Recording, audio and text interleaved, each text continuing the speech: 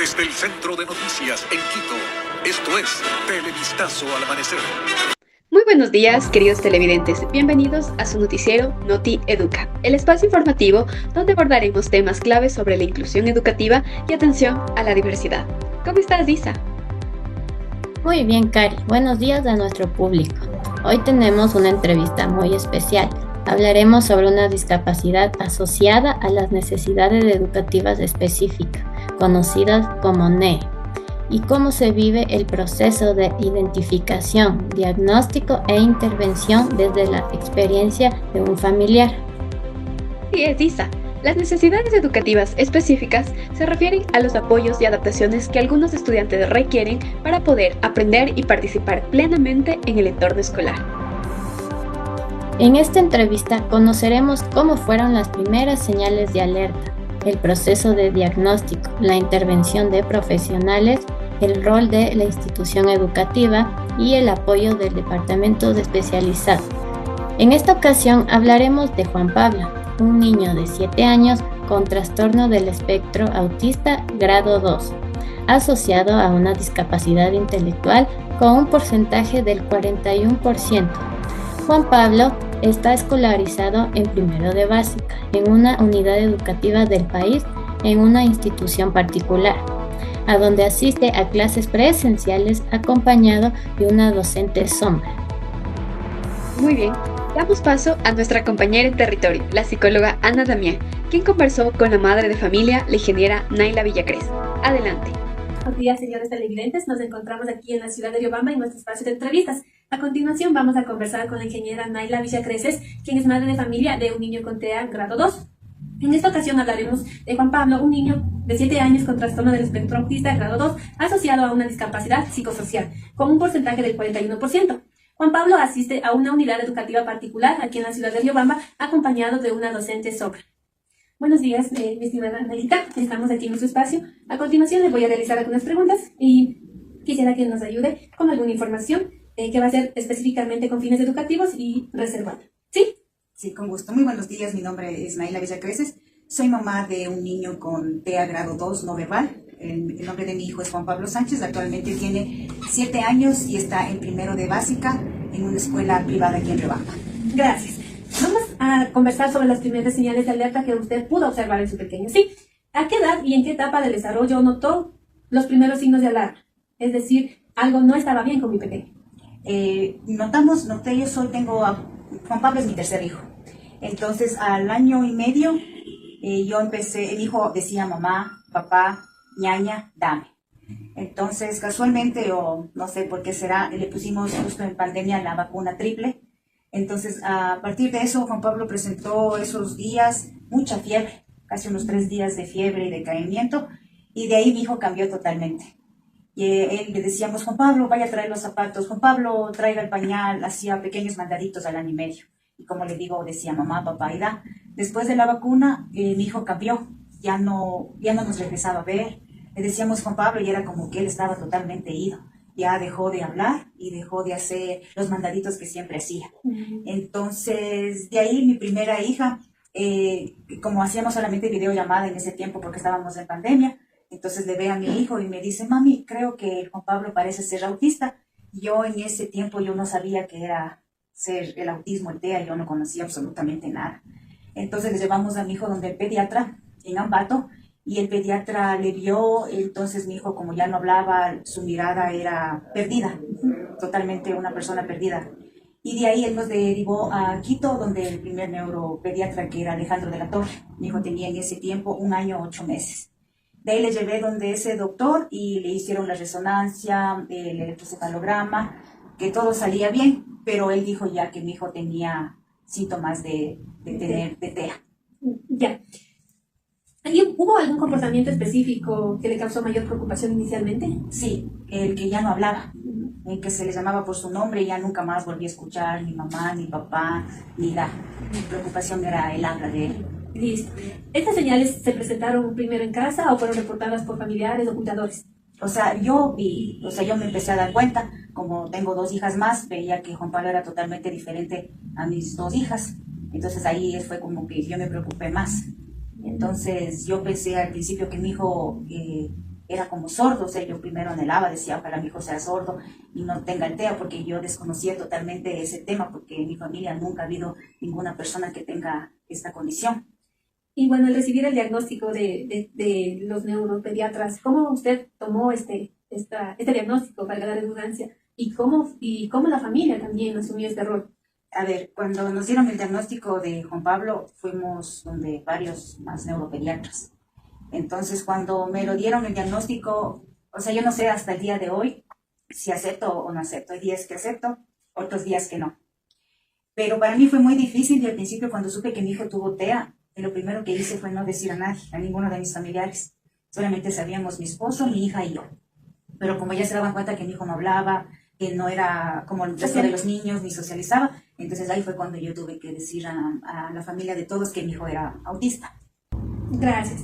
Bueno, ya me ha hablado usted un poco de cómo ha sido el diagnóstico, de cómo han llegado al diagnóstico de Juan Pablito, pero sí quisiera saber, bueno, ¿quién fue el primer profesional al que consultaron ustedes al ver que algo no estaba funcionando bien o no se estaba desarrollando bien en Juan Pablo?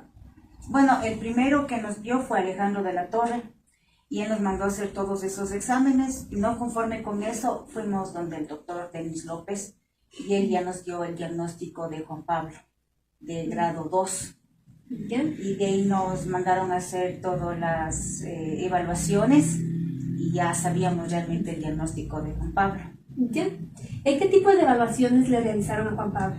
Le realizaron ADOS, ADIR, no me acuerdo cuáles más, pero algunas evaluaciones que Las más principales. Ajá. Listo. Vamos ahora a hablar sobre el entorno educativo. ¿Cómo este sistema ha apoyado a Juan Pablo al ingreso de la pedagogía? ¿En qué año actualmente se encuentra Juan Pablo? Juan Pablito está actualmente en primero de básica en una escuela privada, con la ayuda del UDAI, que me ayudó. Porque al principio yo buscaba escuelas de aquí en Riobamba y todas las escuelas me cerraban las puertas y decían que no podían tener a mi hijo porque no tenían el personal capacitado como para poder tenerle a él ahí. Así que yo me iba a todas las escuelas de Riobamba, todas las negaban. Entonces una vez me hablaron del UDAI y yo fui para allá. Y la chica que trabaja en el UDAI, ella me ayudó. Entonces dijo que busquemos escuelas y ahí fui a la escuela actualmente que mi hijo está, que fue la única que me abrió la puerta, sabiendo que mi hijo usaba pañal, sabiendo que mi hijo no habla. Fue la única escuela que recibió a Juan Pablito. Sí, así es la realidad de nuestro sistema educativo. Lastimosamente, muchos de estos casos se quedan en la puerta y más no ingresan a participar de una pedagogía como ya lo habíamos mencionado. ¿Cómo fue el proceso de ingreso al sistema educativo? Ya, primerito fui cuando recibí el cupo de mi hijo en la escuela, me pidieron varios requisitos. Entonces los requisitos que ellos pedían era que mi hijo asista a terapias de lenguaje conductuales de conducta, y de ahí me mandaron al UDAI y ellos fui allá y la señora le tomó un examen a mi hijo para hallar la malla curricular que le van a dar ahí. Actualmente a Juan Pablito está en primero de básica, pero él recibe clases de inicial 2. No va al ritmo de los compañeritos de él, por la edad de mi hijo. Porque yo antes pensaba que como mi hijo no sabía, él iba a seguir en inicial 1, inicial 2, pero por la edad de él le pusieron en primero de básica, pero le están enseñando cosas de inicial 2. Listo. ¿Siente el apoyo de la escuela en el caso de su pequeño? Verá, siento el apoyo sí, en alguna manera, sí, en otra no. En lo primero es porque es la única buena escuela que veo que aceptan a niños con TEA, con maestra sombra, y ellos se preocupan en la malla curricular de dar lo que tienen que dar. O sea, no le dejan a mi hijo a la deriva, ni qué hará. Sí, estoy muy contenta porque la profesora va de la mano con mi maestra sombra, que es que mi hijo hoy en día él ya escribe su nombre y sabe los numeritos del 1 al 10 y las vocales. Qué bueno. ¿Considera que los docentes están preparados para extender este tipo de necesidades educativas a nivel general y en la unidad educativa donde está su pequeño? Bueno, yo considero que generalmente no, Los profesores no están capacitados para tener a un niño con discapacidad con el resto de niños. Pero en la escuela de mi hijo, la maestra, porque depende mucho de los maestros también eso. Así es. Entonces veo que la maestra, como es psicóloga, entonces veo que ella le ayuda y va de la mano con mi maestra sombra. Entonces yo sí siento que este año mi hijo sí ha tenido acogida, sí le están dando el trato que él se merece.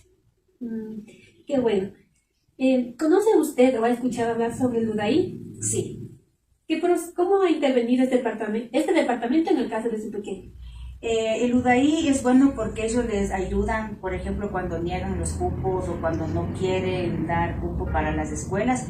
El UDAI nos ayuda a nosotros como padres a que integren a nuestros hijos y ellos dan el seguimiento después. Entonces ellos van a la escuela y le dicen que cómo es que está yendo en ese caso el niño que esté ahí, pero el UDAI ayuda a los padres, sí. El problema es que a veces las escuelas ponen trabas como para que el UDAI no ingrese. En las escuelas privadas el UDAI no puede entrar mucho, pero en las escuelas públicas yo sé que el UDAI da seguimiento a todos los niños que tienen alguna discapacidad. ¿Nos podría comentar algún caso específico que ha conocido usted sobre este proceso, sobre cómo el UDAI interviene en las escuelas privadas y en las escuelas fiscales? Sí, por ejemplo, conozco a una amiga mía que también tiene un niño con autismo grado 2 igual que el mío. Entonces a ella también le negaron, hasta que el UDAI le ayudó a poner en una escuela pública. Y cuando ella fue a la escuela pública, ellos daban seguimiento porque la profesora de la escuela pública quería mandar al niño a Carlos Garbay, diciendo que el niño no puede, que el niño no está a la par de los otros niños y que ella no podía hacerse cargo del niño sabiendo que el niño tenía maestra sombra. Entonces ahí fue como que el UDAI fue y dijo como que no, o sea que le están ayudando y que no le deberían, o sea la escuela es como que manden al Carlos Garbay y ya ahí se acaba el problema. Entonces la UDAI es como que dijo no es permitido. Ellos investigan el por qué es que le quieren mandar al niño si el niño apenas está en inicial 2. Y en las escuelas privadas es diferente. En las escuelas privadas es diferente, ellos nos ayudan a nosotros, como decir, a la malla curricular que tienen que dar a los niños, pero si usted les pide que vayan, ellos pueden ir, pero como le digo, el sector privado es totalmente diferente al público. Por eso yo creo que nuestros hijos están un poquito más seguros en el sector privado que en el sector público. Así es. Bueno, continuando con la entrevista en el tema educativo, ¿ha identificado obstáculos o barreras en relación a barreras arquitectónicas, de comunicación o metodológicas que dificulten el aprendizaje de su pequeño? A las barreras arquitectónicas me refiero quizá al espacio de accesibilidad. Ejemplo, si un niño con silla de ruedas necesita acceder a su salón que está en la primera planta y solo tiene gradas, pues la adaptación física debería hacer que conste con una rampa para poder facilitar el ingreso de comunicación, en este caso con su pequeño con TEA. Existan los apoyos visuales, los pictogramas en cada área y en cada dependencia de la escuela, y las metodológicas, es decir, la metodología que utilice el docente va acorde con el proceso de enseñanza de su pequeño. ¿Cuáles de estas barreras nos podría mencionar usted? A ver, y hablar sobre, por ejemplo, en la escuela de mi hijo también hay niños con más discapacidades, entonces ellos sí tienen esa barrera, esa rampa que baja y todo. Eso sí, lo que falta sí en la escuela de mi hijo y en todas creo, es los pictogramas, porque a veces nuestros niños son muy visuales, entonces ellos no tienen eso. Por ejemplo, en la aula de mi hijo, mi maestra sombra trabaja con mi pequeño con pictogramas, pero los pictogramas solamente lo usa en el pupitre. No, o sea, no es como que usted sale y hay un niño, el baño, o sea, no, yo creo que falta mucho todavía eso. Como le digo, tenemos que a veces concientizar a la gente sobre los niños que tienen discapacidad, porque hay mucha gente que desconoce absolutamente todo. Sí. Y como lo comenta usted también, quizá desde la parte de jerarquía, desde el rector de la unidad educativa, desde las autoridades, que son el jefe de la unidad educativa, y de esa manera los docentes y también aquí los estudiantes que van a ser los beneficiarios de estas, podríamos decir que son las personas que más se perjudican son nuestros niños con discapacidades que no tienen este acceso o presentan, la unidad educativa presenta estas barreras para nuestros pequeños. Muchas gracias. Vamos a continuar con el área de salud, el Ministerio de Salud Pública. ¿Cómo ha intervenido en tu caso? ¿Sí? ¿Cómo ha sido la atención en el sistema de salud pública? Bueno, yo en el sector público no tengo experiencia, le digo, la única vez que utilicé el sector público fue para sacar el carnet de discapacidad de mi hijo, que duré 1 año para sacarle la discapacidad porque que primero tenía que ir al pediatra, después que ellos me referían al neurólogo, que después del neurólogo y así, pero de ahí no. Todo lo que yo he hecho por mi hijo es por parte privada. El sector público no me ha ayudado absolutamente en nada. Como le digo, siempre hay trabas de todo. Y todos estos profesionales que me acaba de mencionar, ¿debía ser específicamente del Ministerio de Salud Pública? Sí, porque cuando uno está afiliado al IES, usted para sacar el certificado de discapacidad, usted tiene que ser afiliado al IES, no es o afiliado a algún seguro o algo así, tengo entendido. Entonces, como yo era afiliada al IES, tenía que primero hacer cita para el pediatra, después del pediatra referirme a un neuropediatra y después del neuropediatra de una persona neuropsicólogo, que me tocó irme a la Tacunga y así era puro trabas. Entonces, como les digo, en cuestión de terapia nunca he tenido la oportunidad de recibir apoyo público ni nada. Todo lo que yo he hecho por mi hijo ha sido por parte privada. A raíz de que ya su pequeño tuvo su diagnóstico desde la parte del Ministerio de Salud, en este caso del IES, del Seguro Social, estos institutos de salud cuentan con el personal para brindar el servicio de terapias. ¿Alguna vez usted ha podido acceder fácilmente a estas terapias? No he podido porque igual hay muchos niños, tiene que esperar usted una lista de espera, entonces según es como los niños, si los niños salen, siguen entrando niños nuevos, pero siempre hay una lista de espera para que usted pueda ingresar a las terapias públicas. Ya. Actualmente, ¿qué tipo de terapias recibe su niño? Actualmente mi hijo recibe terapia física, terapia de lenguaje, terapia conductual cognitiva. Esas son las terapias que recibe actualmente Juan Pablo. ¿Y todas estas terapias son de manera privada? Todas las terapias son de manera privada, sí. Ya. ¿Conoce las redes de apoyo para los niños con TEA? En este caso nos referimos a quizá fundaciones, casas de acogida, a este tipo de instituciones. No, pero me encantaría saber de esas fundaciones o ser parte de ese grupo porque las mamás o papás que tenemos hijos con discapacidad, creo que también necesitamos ayuda porque tener un hijo con autismo es bien desgastante. O sea, mentalmente pensar qué va a pasar mañana si no estoy. Entonces yo creo que sí necesitamos como padres alguien que nos ayude con esa parte psicológica que necesitamos. Así es.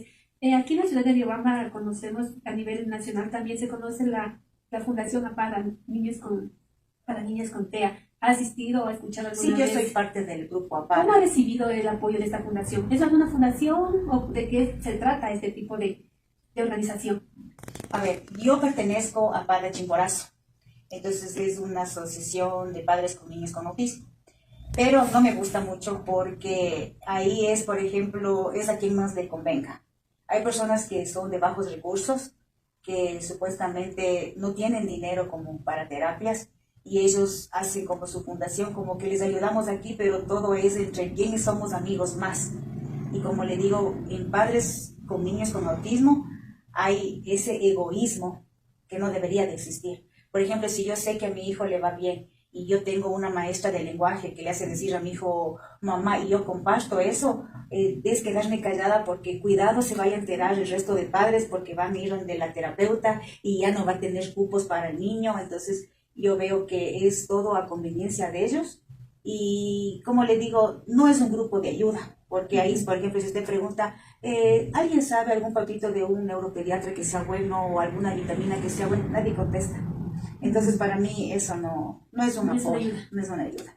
Sí, lastimosamente las fundaciones, como usted ya lo comenta, trabajan quizá a conveniencia y quizá establecen relaciones laborales o sí, laborales por familiaridad o por ser amigos o porque tal centro, tal lugar, somos amigos y bueno, y usted ya nos comenta su caso, cómo es realmente la fundación. Y sí nos gustaría que en la ciudad de Riobamba específicamente existan fundaciones reales que nos puedan ayudar a este tipo de necesidades, pues como nos comenta, existen muchas discapacidades. ¿Sí? Bueno, vamos a cerrar la entrevista. Muchas gracias por compartir su experiencia, ingeniera. Para nosotros es muy gratificante contar con esta información, puesto que nos ayuda a mejorar nuestra parte humana como profesionales. También nos permite conocer la realidad desde la vivencia de un padre de familia, que como usted ya nos mencionó, es muy difícil llevar esta situación, es muy complicado y muchas veces no contar con las herramientas, no contar con el apoyo del sistema educativo, del sistema de salud y sobre todo el sistema de terapias que nuestros niños necesitan, es muy complicado. Muchas familias de escasos recursos quizás no podrán acceder al programa privado, pero gracias en su caso puede acceder a un sistema privado y estamos trabajando con su pequeño. Muchas gracias. Muchas gracias a ustedes también. Un gusto, Anita. Ya saben que estoy para servirles. Y lo único que puedo decir que tenemos que luchar porque debe de existir empatía por nuestros hijos y que no les discrimine, nada más. Que sean tratados como todos. Muchas gracias. Agradecemos este valioso testimonio. En este caso, se evidenció que el niño sí recibió apoyo de la UDAI, que gestionó su ingreso al aula luego de que en varias instituciones se presentaran barreras de aceptación. La familia buscó acompañamiento principalmente en el ámbito privado para obtener atención oportuna, mientras que en el sistema público logró tramitar el carnet de discapacidad, aunque con algunos retrasos en el proceso. Actualmente, el niño ha mostrado avances importantes en primero de básica, gracias al trabajo conjunto de su docente y su maestra sombra. Este caso nos recuerda que la inclusión educativa real requiere gestión institucional, apoyo profesional y el compromiso constante de la familia y la escuela para superar las barreras de acceso. Detectar, acompañar y sostener los apoyos adecuados sí marca la diferencia en el desarrollo y aprendizaje de los estudiantes. Esto fue Noti Educa. Gracias por acompañarnos. Hasta la próxima.